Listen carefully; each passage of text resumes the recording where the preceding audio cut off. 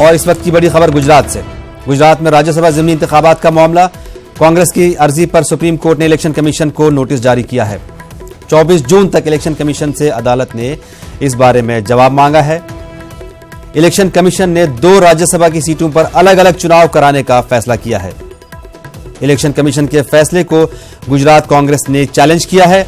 अमित शाह, स्मृति ईरानी के लोकसभा जाने से ये सीटें खाली हुई हैं। इस मामले की अगली समाअत 25 जून को होगी। आपको बता दें कि गुजरात में राज्यसभा ज़िमनी इंतखाबात के मामले में कांग्रेस की अर्जी पर सुप्रीम कोर्ट ने इलेक्शन कमीशन को नोटिस जारी किया है।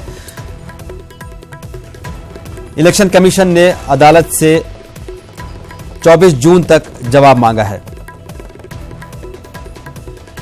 अदालत ने इलेक्शन कमीशन से 24 जून तक जवाब मांगा है। इलेक्शन कमीशन ने 2 राज्यसभा की सीटों पर अलग अलग चुनाव कराने का भी फैसला किया है। इलेक्शन कमीशन के फैसले को गुजरात कांग्रेस ने चैलेंज किया है।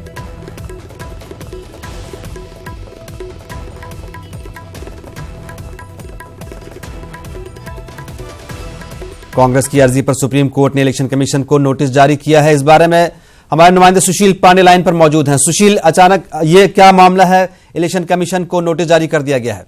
जी देखिए, मामला गुजरात के राज्यसभा चुनाव से संबंधित है, जहां पर 2 सीटें खाली हुई थी, अमित शाह की और स्मृति ईरानी की, और उन सीटों पर अलग अलग चुनाव कराने के लिए अभी फिलहाल इलेक्शन कमीशन ने नोटिफिकेशन निकाला है। हालांकि उस नोटिफिकेशन को गुजरात के कांग्रेस ने चैलेंज किया है। उन्होंने कहा है कि जो फिलहाल नोटिफिकेशन है इलेक्शन कमीशन का वो आर्बिट्री है, लिहाजा इसको कंसीडर किया जाए, क्योंकि अगर वरीयता के आधार पर अगर वोटिंग होती है तो एक जो विधायक होगा, जो वहां के जो नेता होंगे, वो फिलहाल एक ही वोट डाल सकते हैं। और वरीयता के आधार पर राज्यसभा चुनाव में कांग्रेस को इसका खामियाजा भुगतना पड़ सकता है, और इसीलिए इस पूरी याचिका को सुप्रीम कोर्ट में दाखिल किया गया है कि सुप्रीम कोर्ट इलेक्शन कमीशन को निर्देश दे कि उस नोटिफिकेशन में बदलाव करे।